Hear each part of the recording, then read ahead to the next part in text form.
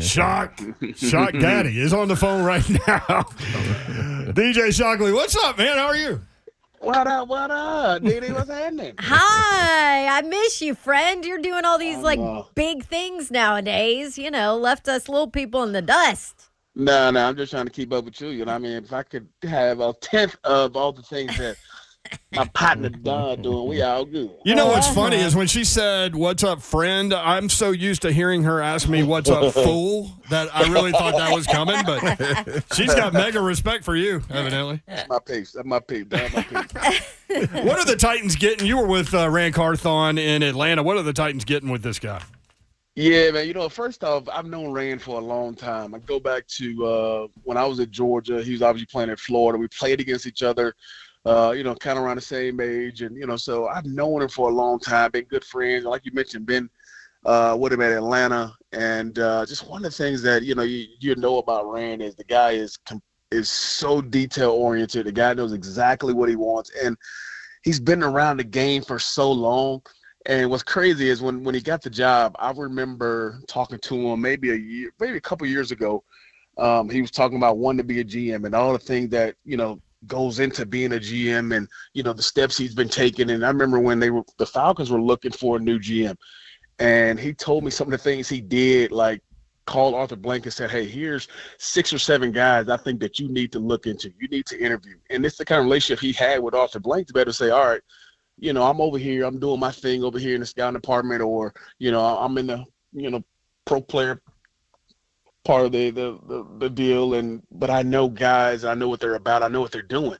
And I thought that was big of him to have the, foresight to know what else is going on around the league, what teams need. And he kind of laid out a whole plan for the Falcons for me, like I was interviewing him. And that just told me there Wow. that, he has that foresight to know exactly what every team needs, what's going on around the league, what's in each organization. And coming into this, he's going to be a guy that's focused on it, and he's going to be in there from day one, and he's going to be working hard to bring in, obviously, the best players and make that team and that organization better.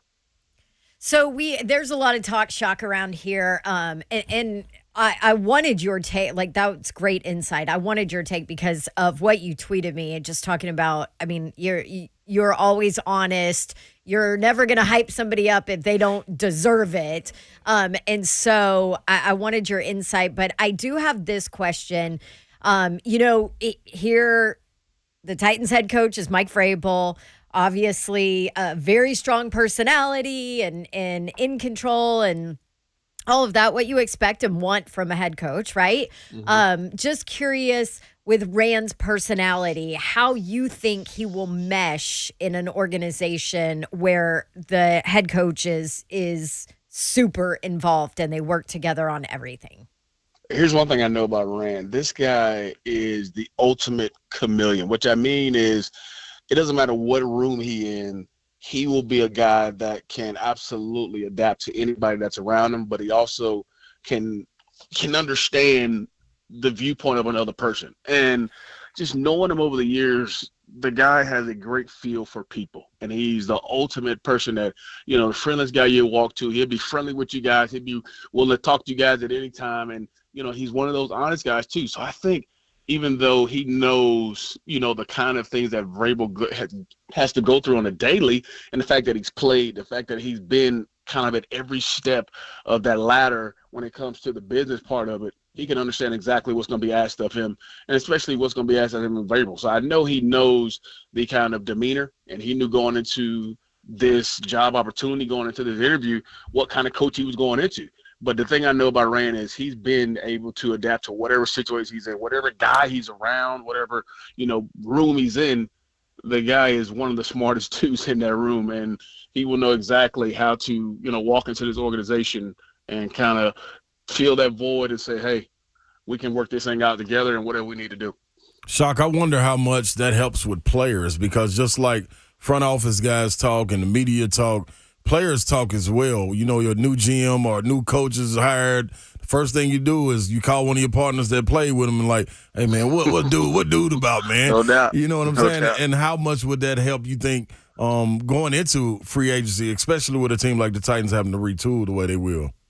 Yeah, I think that's a monster thing. And I think you go back to his years playing in college and playing in major college football and then going to play in the National Football League and understanding what these guys go through on a daily, weekly basis. Yeah. And for a player, it feels good to know that, hey, the guy at the top knows exactly what it's like to have an injury. And, hey, he has to go through and miss a few weeks, but he understands this guy's working hard and he's trying to find his way back. Or what guys are doing in their offseason, what guys are doing to get better. And it's different from a guy who maybe haven't played and didn't see what an offseason takes or what you got to do to get yourself better. This is a guy that's going to come in and know all the ins and outs of it because first he played, and then he's been in the scouting department, so he knows what to look for in these different kind of guys. And then he's been on the latter part of these are the guys that can fit our organization. So I think he has seen it at so many different levels. He knows how to relate to the players just as much. And he's one of those guys that can speak the same language with these guys because he's going to walk up to them and say, hey, man, you got to get it right. And he's going to be able to talk to them straight up and keep it real with them. And I think, as we know, players respect that more than anything. Yeah, absolutely. DJ Shockley with us. And Shock, you were with the Falcons from 2006 to 2010, I think, right? So you overlapped like 3 years there with Ran. What stood out to you the most about what he was doing with the organization then? I think the biggest thing was his ability to understand what the organization needed from, at that time, a player perspective that fit what we were doing. And he was a guy that I knew all the time was always at schools. He was always asking questions. He even came down to us sometimes and would be like, hey, I'm looking at this kid over at, whatever your school is. Have you had a chance to know him? What do you know about him? What kind of player is he? What kind of character guy is he? And I think that's part of what I liked the most was the guy did his homework. He did his background work. He, didn't just go off what other people said about him. And I think that's the great part about it as well. He's been in the position where he's had to listen to other people give advice, and he's had to be the person that gives the advice. So he knows exactly both sides of the coin so that going into this situation, he knows which best fits for how he wants to run an organization. And when I tell you, he has been prepping for this for a long time. He's been my boy for a long time, and he's been prepping for this opportunity for years on the road.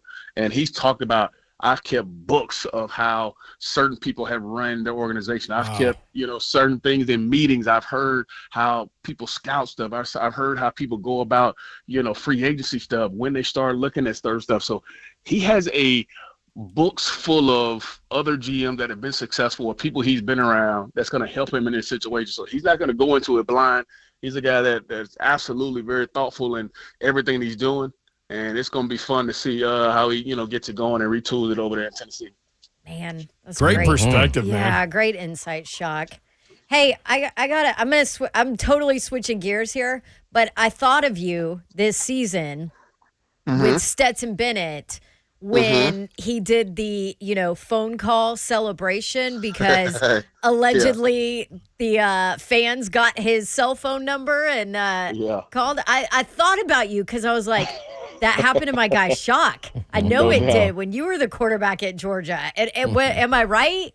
No doubt. I mean, Don, your memory's crazy. I mean, it's unbelievable you can remember that. But yeah, it absolutely happened. We were playing against West Virginia in the Sugar Bowl, and it happened to me similar to what happened to Stet. And Stet talked about, hey man, I didn't even know you can do this. He said he found a way where he could get there's a different folder or something in his phone, and any number he didn't have saved or text he didn't have saved, it went straight to that folder. So after a while, he didn't see it. I was like, oh wow, all right, man. Technology's crazy. He found a way to do it, but he was. I was gonna say you couldn't do that back then, Shock. We can't do that. It's just you try to block a number or not answer. So, but yeah, man.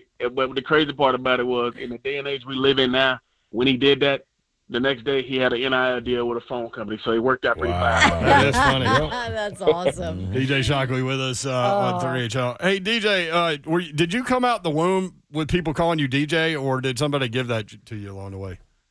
I gave it to myself because I didn't like my first name. I didn't like my first name. Don knows this. I'll tell you guys because I know y'all can Google it, but I hated it I was called Donald. That's my first name. Everybody used to call me Donald Duck when I was little. I hated it. I got in trouble in school one time because the teacher said, your name Donald. I said, no, it's DJ. You going to call me DJ. I got in trouble with my parents. So it's kind of stuck for a while. And my dad, he was on me for years saying, you're not going to nobody's going to put DJ on the paycheck. So my first paycheck I ever got had DJ Shockley on it. And I took it to his house and said, look. So, yes, they will put it on there. Awesome. Appreciate it, fam. it cash, too. And it cash. And it cash. That's so good. Yeah, Oh my- you didn't do like Ricky Henderson and frame it, put it on the wall. Nah, not that much. I just wanted to make sure that my dad saw. Yes. Check that said DJ on it. I love it. Hey, thanks for the perspective on Rand. That was really Appreciate good stuff, that, man. bro. Yep, Appreciate love you, Y'all Shock. got it, man. You got it. My pleasure. Y'all be good. All right. There See he ya. is, DJ Shockley. He's the best.